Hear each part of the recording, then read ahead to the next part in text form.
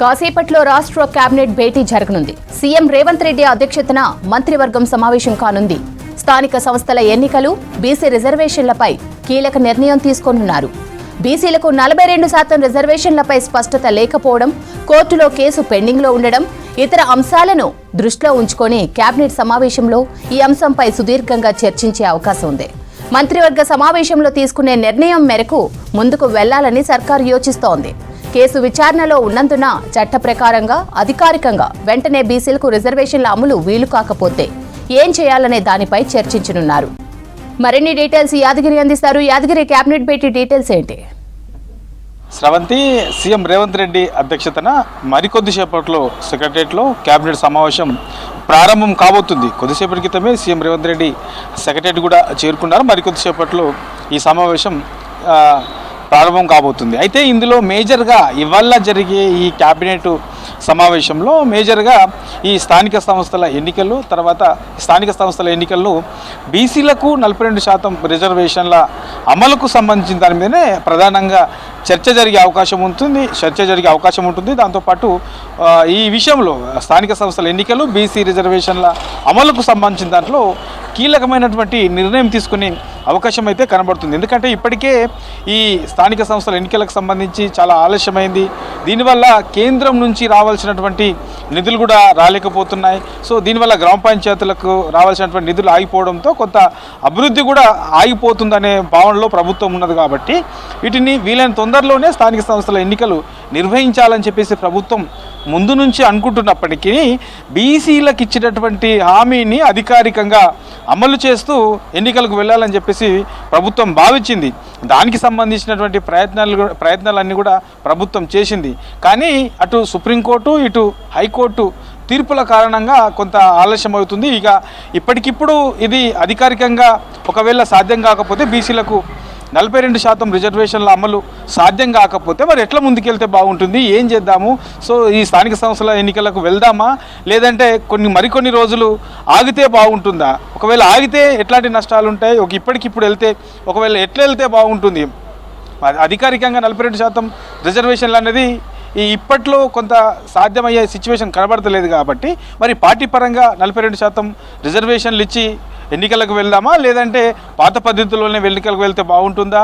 High court, supreme court తీర్పులు ఉన్నాయి కాబట్టి ఆ తీర్పులకు సంబంధించి కూడా ఎట్లా ముందుకెళ్తే బాగుంటుంది అనే దాని మీద ఇవాళ జరిగే క్యాబినెట్లో మేజర్గా ఈ అంశం మీదనే చర్చించి క్యాబినెట్లో మేజర్ నిర్ణయం ఏదైతే వస్తుందో ఆ నిర్ణయం ప్రకారం ఈ స్థానిక సంస్థలకు వెళ్ళే అవకాశం అయితే ఉంటుంది. కాబట్టి దీని మీద సాయంత్రంలోపు కీలకమైనటువంటి ప్రకటన కూడా వచ్చే అవకాశం అయితే కనబడతా ఉన్నది. ఇక ఇప్పుడున్నటువంటి చర్చ, బయట జరుగుతున్నటువంటి చర్చ అయితే ఈ స్థానిక సంస్థల ఎన్నికలకు సంబంధించి ఈ నెలాఖరులోపు నోటిఫికేషన్ వచ్చి డిసెంబర్ నెలాఖరులోపు ఈ స్థానిక సంస్థల ఎన్నికల ప్రక్రియ పూర్తి చేస్తారనే ఒక చర్చ అయితే జరుగుతూ ఉన్నది. ఒకవేళ ఈ డిసెంబర్ లోపు కనుక, లేదంటే జనవరి ఫస్ట్ వీక్ లోపు కనుక ఈ ఎన్నికలు కనుక పూర్తి చేయకపోతే మరికొన్ని రోజులు, మరికొన్ని నెలలు ఆలస్యమయ్యే సిచ్యువేషన్ కూడా ఉంటుంది అనే కూడా చర్చ ఇంకోటి కూడా జరుగుతూ ఉంది. ఎందుకంటే ఇక మనకు జనవరి 28 నుంచి 31 వరకు సమ్మక్క సారక్క సంబంధించి మేడారం జాతర ఉంటుంది. తర్వాత ఫిబ్రవరి, మార్చిలో సంబంధించి ఇంటర్ పరీక్షలు, ఆ తర్వాత 10th పరీక్షలు కూడా ఉంటాయి. కాబట్టి కొంత ఇబ్బంది అయ్యే సిచ్యువేషన్ ఉంటుంది. ఇక మేజర్గా ఈ మేడారం జాతరకు సంబంధించిన దాంట్లో అధికారులందరూ కూడా అక్కడ ఉండాల్సి ఉంటుంది. సో ఈ పంచాయతీరాజ్ శాఖకు సంబంధించినటువంటి అధికారులు కూడా అక్కడ ఉంటారు. కాబట్టి ఈ ఎన్నికలు నిర్వహించడం కూడా కొంత ఆలస్యమయ్యే సిచ్యువేషన్ ఉంటుంది. కాబట్టి అంతకంటే ముందే ఈ పూర్తి స్థాయిలో ఈ లోకల్ బాడీ ఎన్నికలు పూర్తి చేయాలనే ఆలోచనలో ఉన్నట్లయితే తెలుస్తూ ఉన్నది. దానికి సంబంధించినటువంటి ఏర్పాట్లన్నీ కూడా పూర్తయ్యాయి. క్యాబినెట్లో కనుక నిర్ణయం తీసుకొని గ్రీన్ సిగ్నల్ ఇస్తే ఈ మంత్ ఎండింగ్ లోపు ఈ లోకల్ బాడీ ఎన్నికలకు సంబంధించి షెడ్యూల్ వచ్చే అవకాశం కూడా కనబడతా ఉన్నది. ఇది మేజర్గా ఇవాళ జరిగే ఈ క్యాబినెట్లో మేజర్గా చర్చించే అంశం. దీంతోపాటు ఇక పత్తి కొనుగోళ్లకు సంబంధించిన దాని మీద కూడా క్యాబినెట్లో చర్చించనున్నారు. ఇందులో ఎందుకంటే కేంద్ర ప్రభుత్వం కొన్ని కొర్రీలు పెట్టింది, తర్వాత CCI కొన్ని నిబంధనలు పెట్టింది.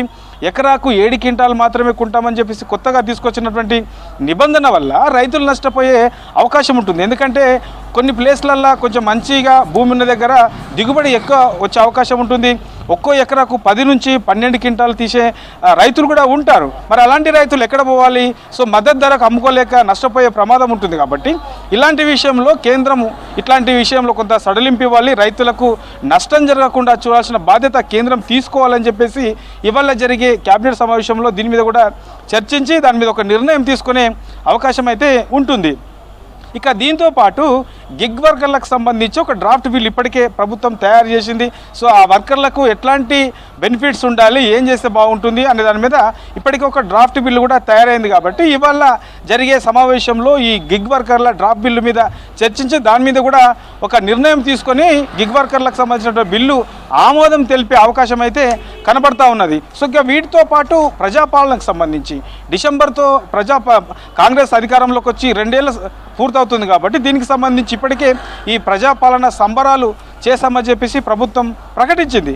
దీనికి సంబంధించి ఏ రోజు ఏ సంబరాలు నిర్వహించాలి, ఎక్కడెక్కడ నిర్వహించాలి, సక్సెస్ఫుల్ చేయాలంటే ఏం చేయాలి అనే దాని మీద పూర్తి స్థాయిలో ఇవాళ జరిగే క్యాబినెట్ సమావేశంలో దీని మీద కూడా చర్చించి కొన్ని నిర్ణయాలు తీసుకునే అవకాశం అయితే ఉంటుంది. ఇక వీటితో పాటు తెలంగాణ రైజింగ్ సంబంధించినటువంటి సమావేశాలు కూడా డిసెంబర్ 8, 9 ఈ 2 రోజుల పాటు కూడా హైదరాబాద్లో సమావేశం నిర్వహించాలని చెప్పేసి ప్రభుత్వం నిర్ణయించింది. సో దీనికి సంబంధించి ఇది సక్సెస్ చేయాలంటే ఏం చేయాలి, ఎట్లాంటి నిర్ణయాలు తీసుకోవాలి, ఎక్కడెక్కడ ఎలాంటి సమావేశాలు నిర్వహించాలి, ప్రభుత్వం అమలు చేస్తున్నటువంటి పథకాలకు సంబంధించి ప్రజల్లోకి అంటే గ్రౌండ్ లెవెల్లోకి వెళ్ళాలంటే ఏం చేయాలి, ఇంకా ఏం చేయాలనేటువంటి సిచ్యువేషన్ ఉంటుంది, ఇంకా ఏం చేయాలి, ఇప్పటివరకు చేసిన ఏంటి, ప్రజల్లో ప్రభుత్వం మీద ఎలాంటి అభిప్రాయం ఉన్నది, ఇట్లా ఓవరాల్గా ఈ అన్నిటి అంశాల మీద కూడా ఇవాళ జరిగే క్యాబినెట్ సమావేశంలో చర్చించి కొన్ని కీలకమైనటువంటి నిర్ణయాలు తీసుకునే అవకాశం అయితే ఉంటుంది శ్రవంతి.